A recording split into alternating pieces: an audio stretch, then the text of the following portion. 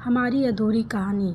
दीपावली की छुट्टियों में अभी वक्त था, पर घर जाने का मन नहीं था। सोचा इस बार पूजा के साथ यहीं दिवाली मना लूं।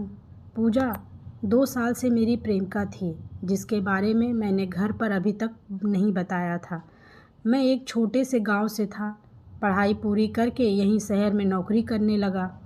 शहर में रहकर मेरे ख्यालात भी यहीं के जैसे मॉडर्न हो चुके थे, लेकिन मेरे गांव में प्रेम विवाह पर अब भी मंजूरी नहीं थी।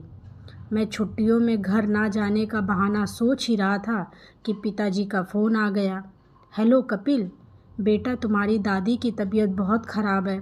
उनके पास वक्त बहुत कम है। जितनी जल्दी हो सके गांव आ जाओ। अपने आखिरी वक्त में वो तुमसे मिलना चाहती हैं। जी पापा, मैं आ रहा हूँ, कहकर मैंने फ़ोन काट दिया। माँ के गुजर जाने के बाद दादी और पापा ने ही मुझे पाल पोस कर बड़ा किया और मेरी हर जिद पूरी की। मैं कुछ दिन की छुट्टी लेकर गांव आ गया और यहीं से मेरी ज़िंदगी ने एक नया मोड़ लिया। दादी बहुत बीमार थीं। डॉक्टर जवाब दे चुके थे। मैं घंटों दादी के पास बैठा रहा। तभी दादी ने मेरा हाथ पकड़कर धीमी आवाज़ में कहा, बेटा कपिल, मैं जानती हूँ अब मैं ज़्यादा दिनों की मेहमान नहीं हूँ। मरने से पहले मेरी बस एक ही इच्छा है, तेरी शादी देखूं। तू मेरी इच्छा पूरी करेगा ना? बस माँ, इतनी सी बात। अगर तेरी यही इच्छा है तो मैं कल ही इसकी शादी कर देता हूँ। मेरे कुछ कहने से पहले ही पिताजी बोल पड़े और मैं चुपचाप खड़ा देखता रहा। मैं उनके सामने एक शब्द भी ना बोल पाया। अगले ही दिन कुछ मेहमानों और गांव वालों के सामने राधा से मेरी शादी कर दी गई। मैंने उसे नज़र उठाकर देखा तक नहीं। सब खुश थे, लेकिन मेरा दिल अंदर ही अंदर रो रहा था। दादी की इच्छा और पापा के गुस्से के सामने मैं कुछ बोल ही नहीं पाया। 2 दिन बाद ही दादी हमें छोड़कर चली गई। पापा बहुत रोए। मैंने उन्हें संभाला। कुछ दिन वहीं रुकने के बाद मैंने पापा से वापस शहर जाने की बात कही तो उन्होंने राधा को भी साथ ले जाने की बात की। राधा से मेरी शादी ज़रूर हुई थी, लेकिन मैंने उसे पत्नी का दर्जा नहीं दिया था। मैं उसे अपने साथ ले जाना नहीं चाहता था, अपने दोस्तों के सामने और ख़ास करके पूजा के सामने तो बिल्कुल नहीं। पर यहाँ भी पिताजी के सामने मेरी एक ना चली और उसे अपने साथ शहर लेकर आना पड़ा। किसी को मेरी शादी के बारे में पता ना चले, इसलिए मैंने अपना घर और नौकरी दोनों बदल दी। पर पूजा से मेरी मुलाकात रोज़ हो जाया करती थी, कभी पार्क में तो कभी रेस्तरां में।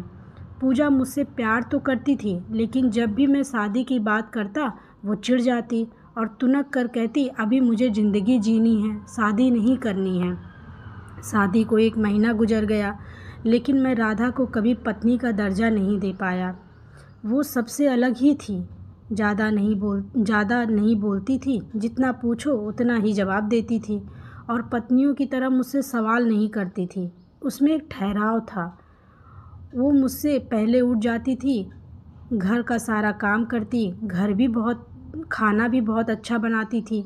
मैंने कभी उससे उसकी खुशी के बारे में नहीं पूछा, ना ही उसने कभी कोई शिकायत की। शाम को अक्सर मैं जानबूझकर देर से आता, कभी कभी शराब पीकर आता, ताकि वो मुझसे परेशान होकर चली जाए और मैं पूजा से शादी कर सकूं। पर मेरी इन हरकतों का उस पर कोई असर नहीं होता था।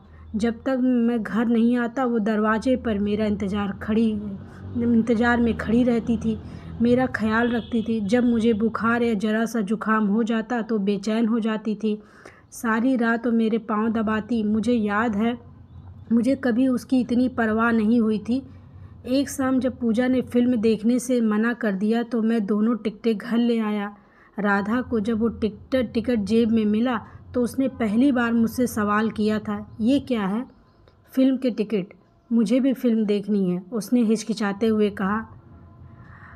क्या कपिल राधा को अपने साथ फिल्म दिखाने ले जाएगा या मना कर देगा?